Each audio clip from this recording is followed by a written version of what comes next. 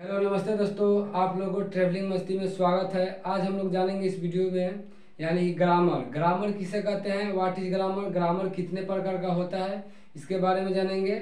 आइए यहाँ लिखते हैं, पहले लिखेंगे इसका डिफिनेशन। ग्रामर का डिफिनेशन क्या होता है तो इसका लिखेंगे, यानी पहले लिखेंगे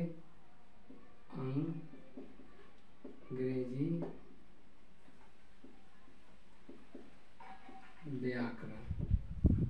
क्या है? अंग्रेजी व्याकरण। इसको अगर इंग्लिश में क्या बोला जाता है, इंग्लिश क्या होता है, ग्रामर। ग्रामर शब्द का उत्पत्ति लैटिन वर्ड की ग्रामेटिकिया शब्द से हुआ है। अब इसका पहले डिफिनेशन लिखेंगे, व्हाट इज ग्रामर, ग्रामर क्या है, किसे कहते हैं। इसका डिफिनेशन होगा,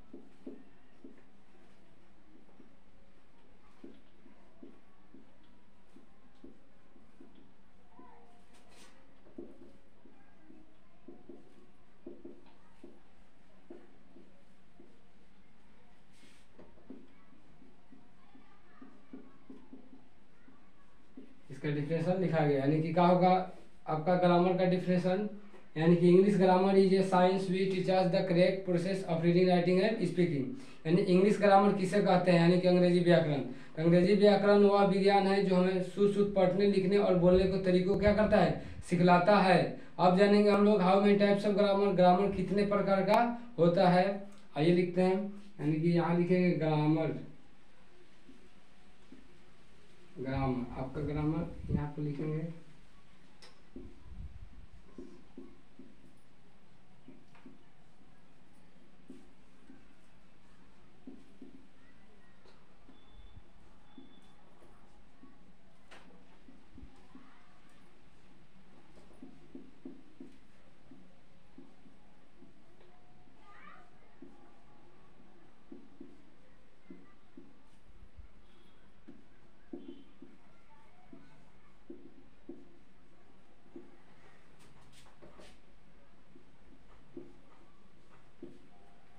क्या होगा, यानी कि ऑर्थोग्राफी, इटमोलॉजी, सिंटेक्स, पंक्चुएशन और क्या होगा, यानी कि प्रोसोडी।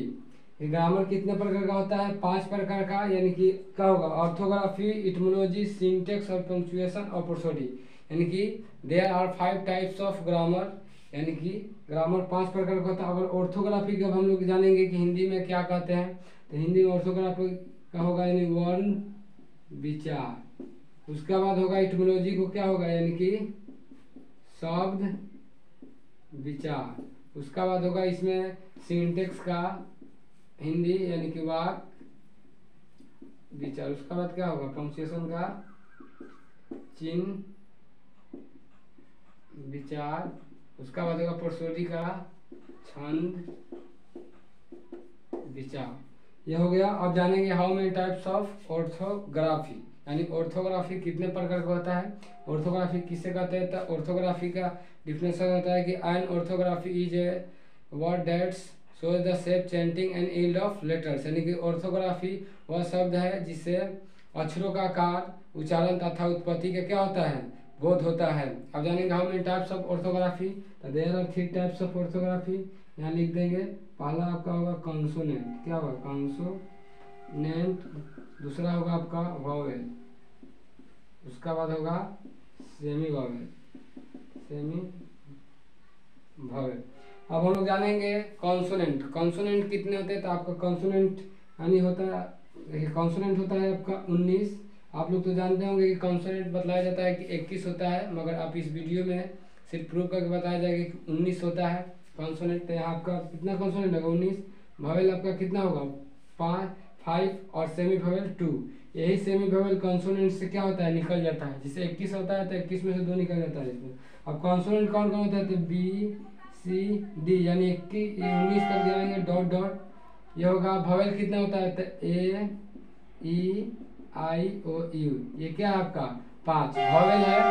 और उसका बाद यहाँ पर semi vowel, semi vowel W and क्या होगा Y, यानी कि आपका ये कितना होगा 19, ये कितना होगा आपका 5 और ये कितना होगा 2, यानी कितना हो जाएगा आपका, यानी कि लगभग टोटल कितना होगा अल्फ़ाबेट्स यानी कि 26।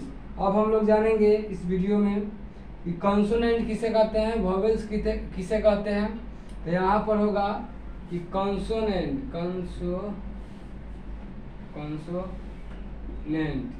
बटा वॉवेल, कॉन्सोनेंट बटा वॉवेल। तो यहाँ पर इसका होता है कि टू टच द टाइम